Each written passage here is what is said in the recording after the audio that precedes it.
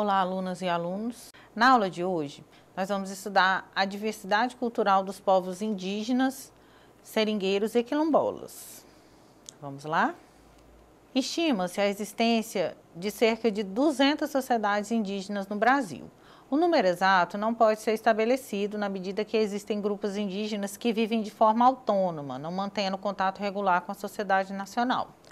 A população dessas sociedades é muito variável, havendo grupos relativamente numerosos, como os Ticuna, cerca de 20 mil, Guarani, 30 mil, Kayangai, 20 mil, Yanomami, 10 mil, e outros como Avacanoeiros, cuja população atual é de apenas 14 pessoas, o que implica que essa sociedade se encontra seriamente ameaçada de desaparecer. A diversidade cultural dos povos indígenas engloba as diferenças culturais que existem entre os povos de comunidades indígenas, como linguagem, dança, vestimenta, tradições e heranças físicas e biológicas, bem como a forma como as sociedades indígenas se organizam, conforme a sua cosmovisão e os conceitos de valores moral, crenças, hábitos, religião e a forma como o índio interage com o ambiente, etc. Diversidade cultural diz respeito à variedade e convivência de ideias, características ou elementos diferentes entre si, em determinado assunto, situação ou ambiente de cada povo.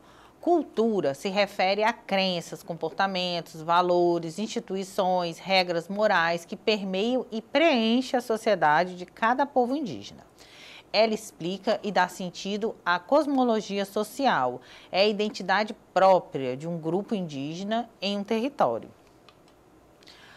Os índios parecem semelhantes, mas existem muitas diferenças entre os nossos povos.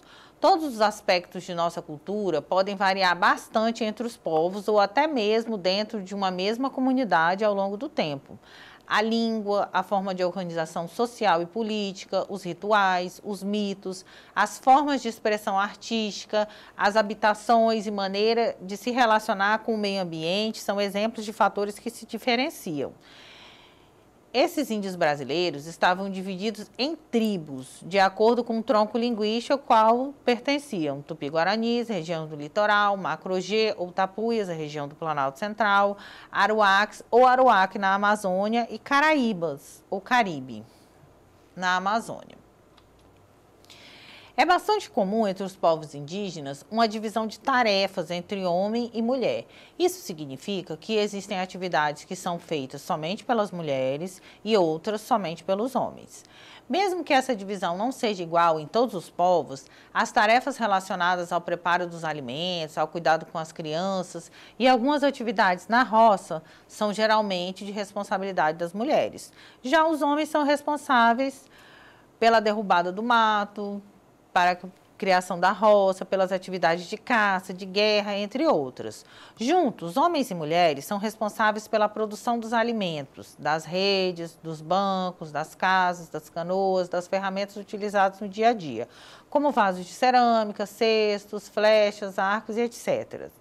Assim, a gente vê o trabalho de cada membro do grupo é fundamental para a comunidade. Os seringueiros. Seringueiro é o profissional que trabalha com a extração do látex, um líquido grosso da África chamado seringueira, matéria-prima da borracha natural. Para a extração do látex, o profissional sangra a árvore fazendo talhos e coloca sobre a sangria uma cuia ou bacia para aparar o líquido. Atualmente, já existem muitas técnicas de produção da borracha industrialmente, que elimina as impurezas, a matéria-prima e em torno do produto final uma borracha resistente e imperecível. Mas a vida dos seringueiros não era fácil. Devido ao isolamento no meio da floresta, as famílias compravam as mercadorias de primeira necessidade, como sal, redes, pólvora, fósforo, no barracão do patrão. A vida no seringal. Os seringueiros e suas mulheres caçam, pescam e plantam milho e mandioca para fazer farinha. Também coletam borracha e castanha. As crianças nadam, pescam e carregam umas às outras, brincando de serem sacos de castanha. As famílias moram no meio da floresta, longe uma das outras. O nome que se dá a cada moradia né, de famílias diferentes no seringal é colocação. Muitas vezes, para chegar de uma colocação a outra, é necessário andar durante horas pela floresta. Por isso, as famílias de seringueiros se encontram de vez em quando, em festejos, ocasiões em que os solteiros aproveitavam também para arrumar casamento. Os seringueiros fizeram o personagem principal do ciclo da borracha, que ocorreu em seu auge durante os anos de 1879 e 1912. Período esse que deu um grande impulso econômico em cidades como Manaus, Porto Velho e Belém. Essa era a vida e o trabalho do seringueiro.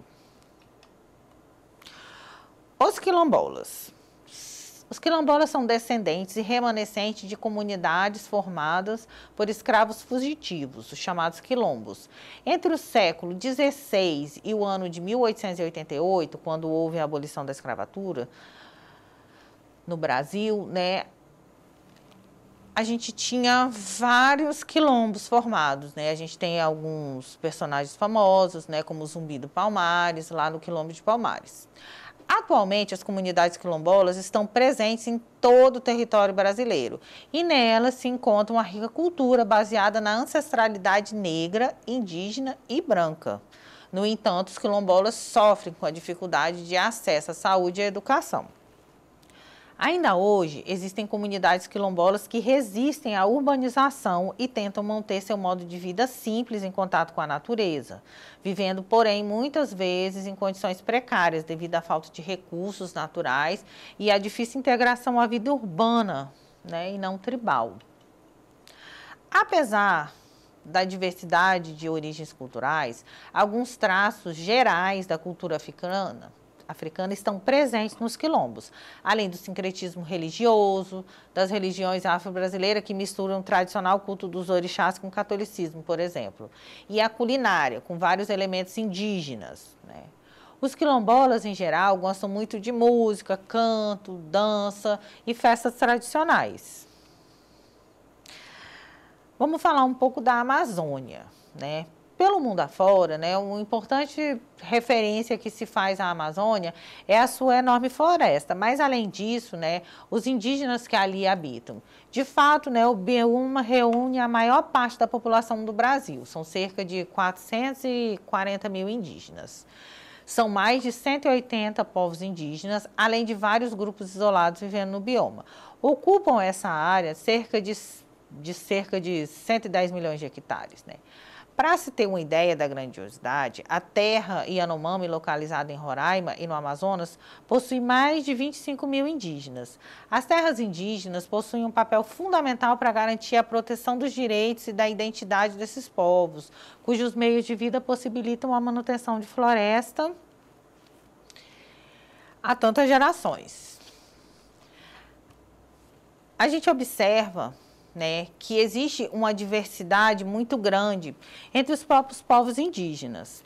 Cada nação tem, às vezes, um tronco linguístico diferente, possui um ritual diferente para a cura ou um ritual mortuário diferente. Um grande erro, quando a gente fala das nações indígenas, é você colocar, né, o índio genérico, como se todos eles fossem iguais e pertencessem exatamente à mesma cultura. Quando a gente fala de Amazônia, a gente fala de um bioma, a gente fala de uma região, né, composta aí pela grande floresta amazônica, em que, por si só, já abriga uma diversidade enorme desses povos indígenas. No entanto, né, não somente os povos indígenas que vivem no bioma. Isso foi evidenciado, né, na luta por Chico Mendes na década de 80, quando trouxe a atenção da mídia mundial para a questão dos seringueiros, que lutava contra a derrubada da floresta. O ofício poderia ser como qualquer outro, mas por depender diretamente da extração da seringa, exigiu dos seringueiros agir com unhas e dentes para proteger a floresta e o direito deles, né, de viverem do extrativismo. Essa luta deu origem às primeiras reservas extrativistas no Brasil em 1990 e se tornou símbolo da possibilidade de se tirar proveitos e recursos da floresta mantendo de pé, né? Uma questão de sustentabilidade. Embora não tão conhecida como os povos indígenas e seringueiros, também há outras populações tradicionais, né, nos meandros aí da Amazônia, como os quilombolas, os ribeirinhos, os pescadores e pescadoras artesanais, né? Assim como os agricultores familiares. Os quilombos, né, que são essas comunidades constituídas por homens e mulheres que foram escravizados, né, e fugiram aí do seu jugo, né, estão presentes na Amazônia, particularmente na formação dessas comunidades, pois delas se reúnem índios, mestiços e brancos, né, junto com os negros escravizados. Segundo o projeto Nova Cartografia Social Brasileira, foram mapeadas mais de 1.000 comunidades quilombolas na Amazônia Legal, assim distribuídas, cerca de 750 no Maranhão, mais de 400 no Pará, quase 100 no Tocantins e dezenas no Amapá, Amazonas e Rondônia. Toda essa diversidade étnica e populacional dialoga com um manejo sustentável para a conservação da biodiversidade. Os povos e comunidades tradicionais da Amazônia encontram na caça, pesca e no extrativismo fonte de alimentação e renda. Além disso, alinham, né, esse modo de vida e de conhecimentos tradicionais que contribuem para a conservação do bioma e assim para a manutenção dos serviços ecossistêmicos. Observa aí a imagem, né, de uma pessoa aí com a castanha. Tem aí imagem de seringueiros, né? Os índios também fazendo a extração do látex.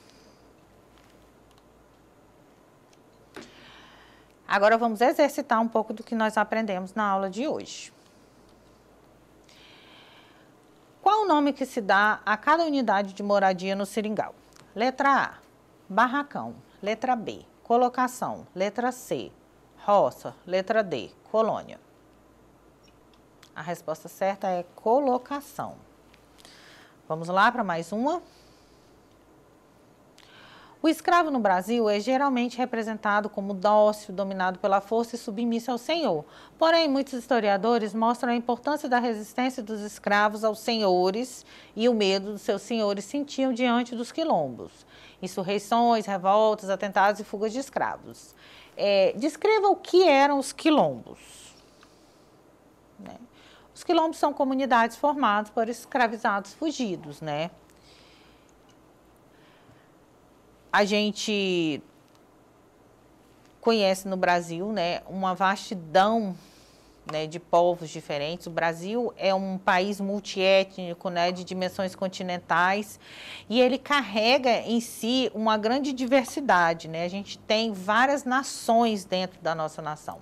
Hoje a gente estudou um pouco da diversidade, né, de alguns desses grupos, como os quilombolas, né, que tem aí remanescentes nas grandes cidades, nos interiores, né, e carregam aí uma cultura de ancestralidade vinda da África. A gente tem também os seringueiros aqui, principalmente na região norte, nossa região em que a gente vive, que carregam também muito dessa herança cultural, e os povos indígenas, como eu disse, né, que são várias e várias nações dentro do Brasil.